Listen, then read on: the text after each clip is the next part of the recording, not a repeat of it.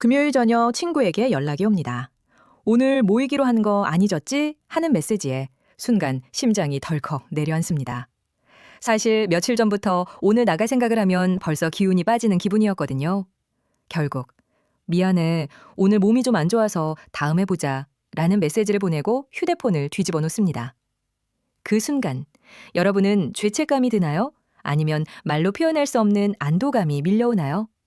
만약 후자라면 그리고 화려한 조명 아래 파티보다 내 몸에 익은 잠옷과 은은한 스탠드 조명 아래 침대를 볼 때 진정한 행복을 느낀다면 오늘 이야기는 바로 여러분을 위해 준비했습니다. 사람들은 당신을 집순이, 집돌이 혹은 사회성이 부족한 사람이라고 부를지도 모릅니다. 하지만 심리학은 당신을 전혀 다르게 정의합니다. 당신은 지금 게으름을 피우는 게 아니라 아주 치열하게 무언가를 보호하고 있는 중입니다. 안녕하세요. 저는 인간의 본능과 심리적 작동 원리를 분석하고 연구합니다. 만약 여러분이 지금 나는 왜 남들처럼 밖에서 에너지를 얻지 못할까? 집에만 있는 내가 혹시 잘못된 건 아닐까? 하는 고민 때문에 마음이 복잡하고 힘들다면 이 내용이 여러분이 느끼는 그 안도감의 실체를 과학적으로 증명해 드릴 거예요. 이 영상이 분명히 답을 드릴 테니 끝까지 함께 해주세요. 우선 우리는 에너지 충전의 방식이 사람마다 완전히 다르다는 것을 인정해야 합니다. 외향적인 사람들은 타인과의 상호작용과 소음, 움직임 속에서 에너지를 얻습니다. 반면 집을 사랑하는 사람들은 정적 속에서만 배터리가 충전됩니다. 심리학에는 최적 각성 이론이라는 개념이 있습니다.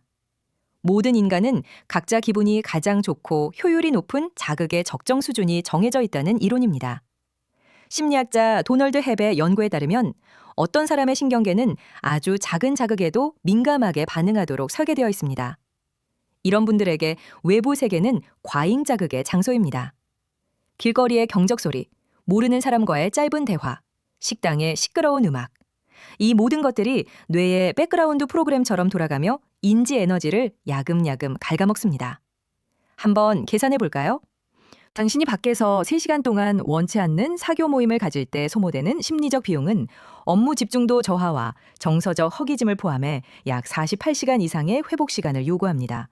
인지 효율로 따지면 평소의 30% 수준으로 떨어지는 셈이죠. 최신 통계에 따르면 집을 선호하는 사람들의 뇌는 자극을 처리하는 방식 자체가 다릅니다. 외향인은 도파민 경로를 통해 쾌감을 얻지만 내향인과 집을 사랑하는 사람들은 아세틸콜린 경로를 사용합니다. 아세틸콜린은 우리가 혼자 사색하거나 책을 읽을 때, 즉 차분한 상태에서 분비되는 신경 전달 물질입니다. 즉, 당신이 집에 머무는 것은 사회적 태만이 아니라 인지적 파산을 막기 위한 처절하고도 과학적인 경제 활동인 것입니다. 집이 주는 가장 큰 가치는 바로 완벽한 통제권입니다. 세상은 예측 불가능합니다. 갑자기 쏟아지는 비, 무례한 타인의 시선, 내 의사와 상관없이 흘러가는 대화의 흐름. 하지만 집 안에서는 당신이 신입니다.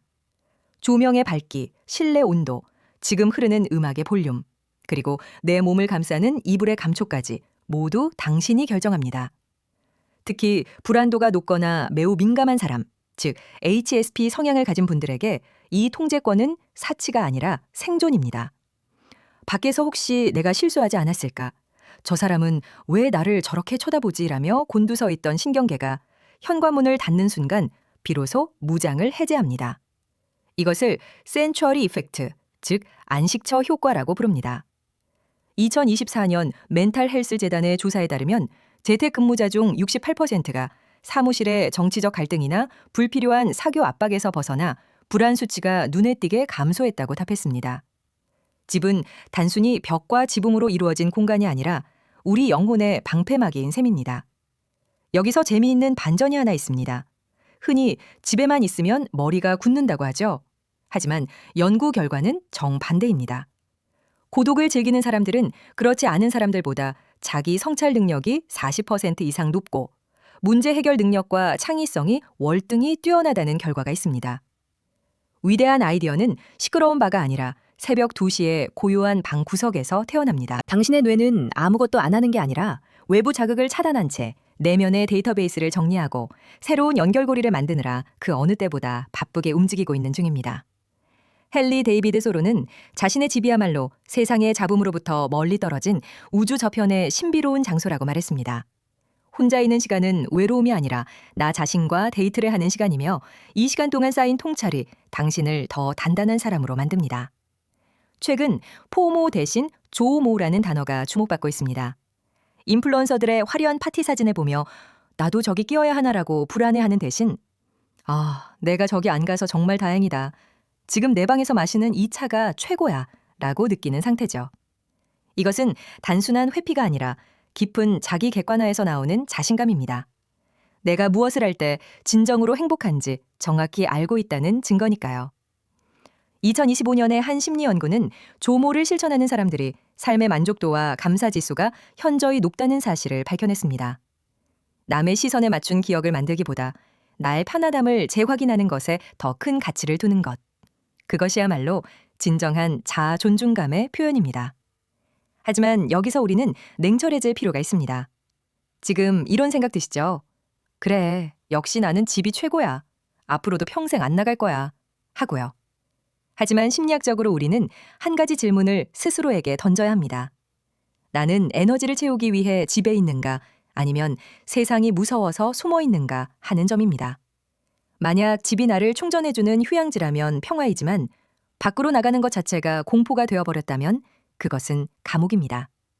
미국 심리학회의 2024년 장기 추적 조사에 따르면 하루에 20시간 이상을 집 안에서만 보내는 사람들은 그렇지 않은 사람들보다 외로움 지수가 32% 높고 불안장애 발생률이 28% 증가했다는 결과도 있습니다. 신체 활동이 극도로 줄어들면 호기심과 모험심을 담당하는 뇌 부위가 위축될 수 있다는 경고도 잊지 말아야 합니다.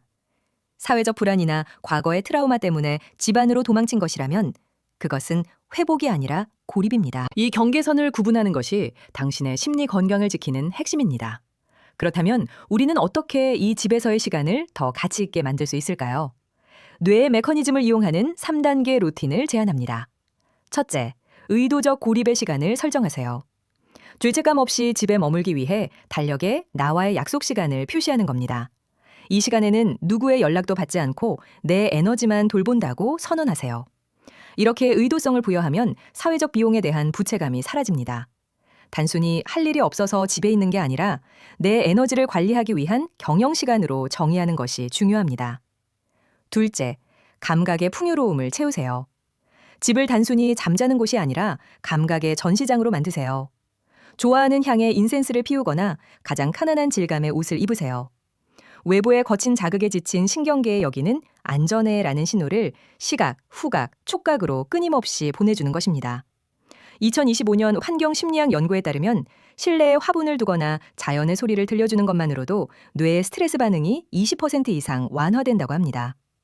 셋째, 작은 연결고리를 유지하세요. 완벽한 고립은 독이 될 수 있습니다. 일주일에 한 번은 내가 정말 신뢰하는 사람 한 명과 깊이 있는 대화를 나누거나 혼자 산책하며 계절의 변화를 관찰하세요. 사회적 근육이 완전히 퇴화하지 않도록 아주 낮은 강도의 자극을 주기적으로 노출하는 것입니다. 햇빛을 쬐고 가벼운 산책을 하는 것만으로도 행복 호르몬인 세로토닌이 분비되어 집에서의 휴식을 더 달콤하게 만들어줍니다. 여러분, 다시 한번 말씀드리지만 여러분은 고장난 게 아닙니다. 당신은 그저 소음보다는 깊이를, 퍼포먼스보다는 평화를 선택하도록 설계되었을 뿐입니다. 세상이 말하는 정상적인 삶의 기준에 자신을 맞추느라 소중한 에너지를 낭비하지 마세요. 당신의 내면 세계는 밖의 그 어떤 축제보다 훨씬 더 풍요롭고 아름답습니다. 유행하는 장소에 가지 않아도, 많은 사람과 어울리지 않아도 당신은 충분히 가치 있는 사람입니다. 오늘 저녁 아무도 만나지 않고 혼자 보낼 당신의 시간을 진심으로 축하합니다. 가장 솔직한 모습으로 가장 편안한 공간에서 자신을 보살피는 그 행위는 현대사회에서 가장 용기 있는 선택 중 하나입니다.